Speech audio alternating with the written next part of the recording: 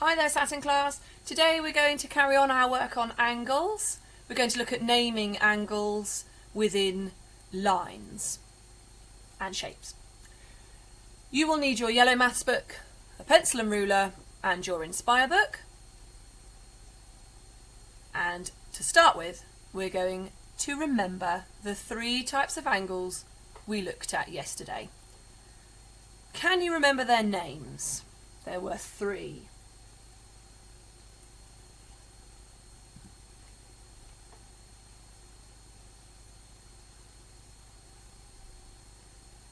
If you said acute, obtuse, and right angle, you are correct.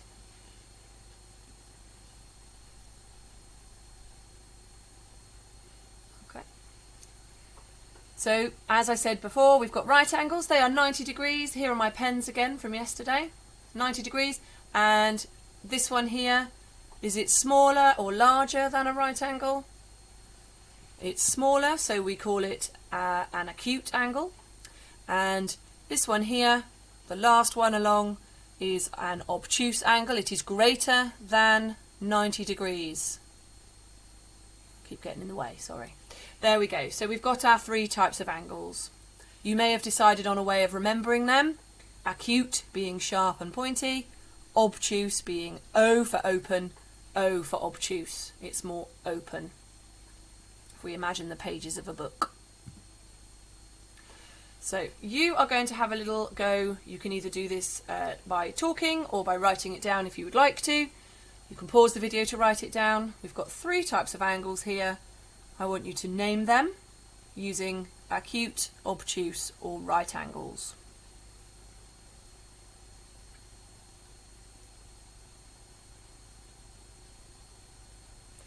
Okay, so here we go with the answers.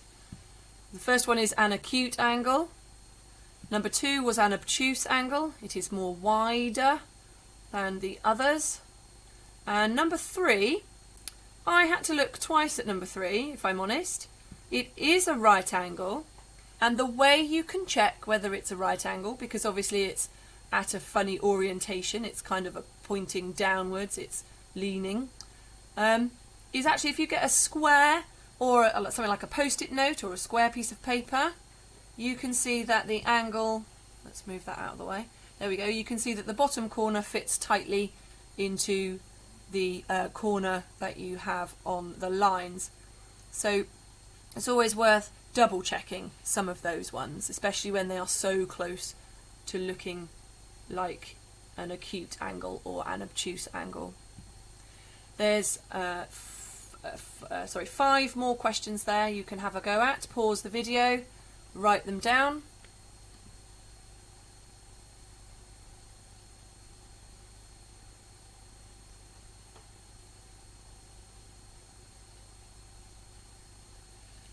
Okay, let's go through the answers.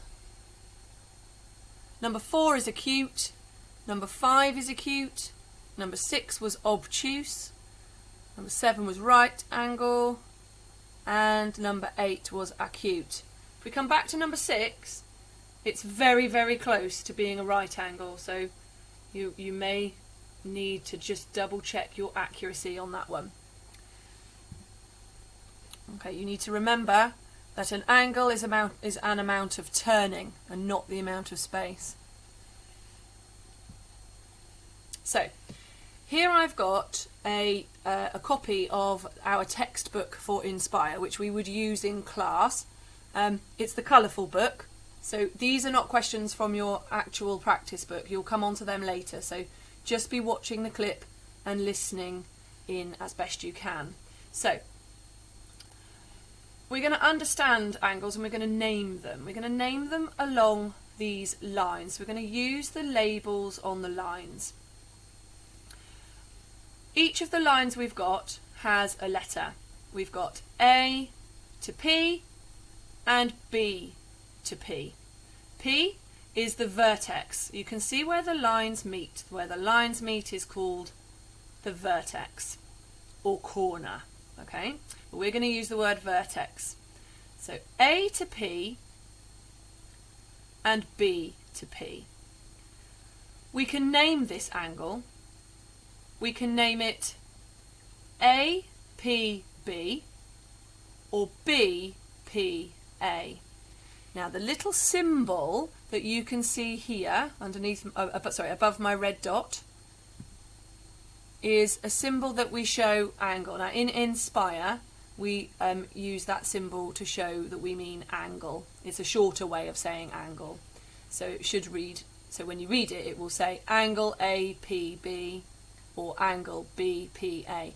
Can you see how P sits in the middle of both A and B? A and B are swapped round. So P is the point and it's the vertex, and that would sit in the middle. So A, P, B or B, P, A. If we label the vertex P as X, then we simply call it angle X. So we'll do some of those in our Inspire books, but here we're going to look at the names of the lines. So we're going to look at this rectangle now. We know that in a rectangle each one of those will be right angles, so you could call it right angle P, right angle Q, right angle S or right angle R. However, we practice in our Inspire books really looking at the lines. It's important to look at the lines and know what they are called, because when you look at the lines and know what they're called, it's more clear to see which angle you're talking about. So angle at P. Well, here's P, and P sits in the middle of S and Q. So we can call that angle SPQ or QPS, as it's written there. Can you see how P is in the middle? Because it is P that we want to be looking at. Pause the video and have a go at Q, R and S.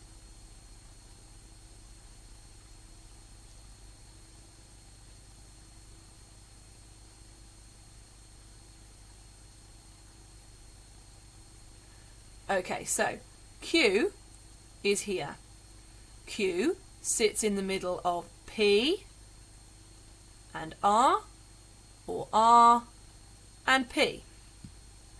So the angle at Q is called PQR or RQP. Remember, P is in the middle. That's the angle that we're looking at. The P and the R are the lines. P to Q is one line, R to Q is the other. Did you have a go at R? Here we go. So R down here sits in the middle of S and Q, or Q and S. So it reads QRS or SRQ. And then the last one was S.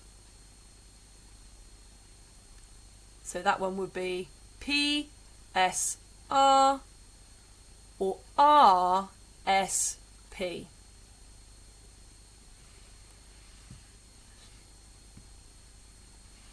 Now here, on this particular picture, we have got angles that have been named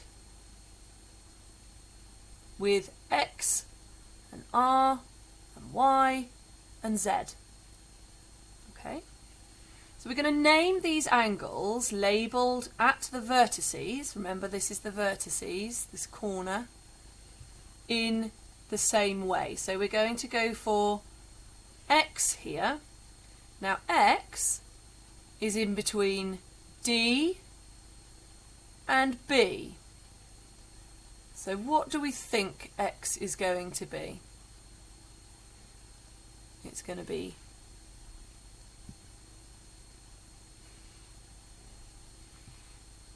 D, A, B or B, A, D. I have written my work out for you here, as you can see. We can do Y together. and we'll check it using my work. So CBD, well, let's see if I'm right. So letter Y was C, B, D, or D, B, C. Where's Z? Let's find Z now. So there's Z. Z sits at D, so it will be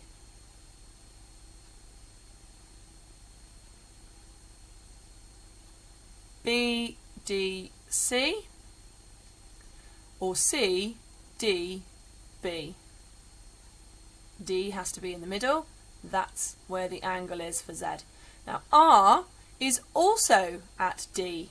So with angle R, we're looking for the lines. We're looking for A, D, B, or B, D, A. So D sits in the middle there because it is for R and for Z.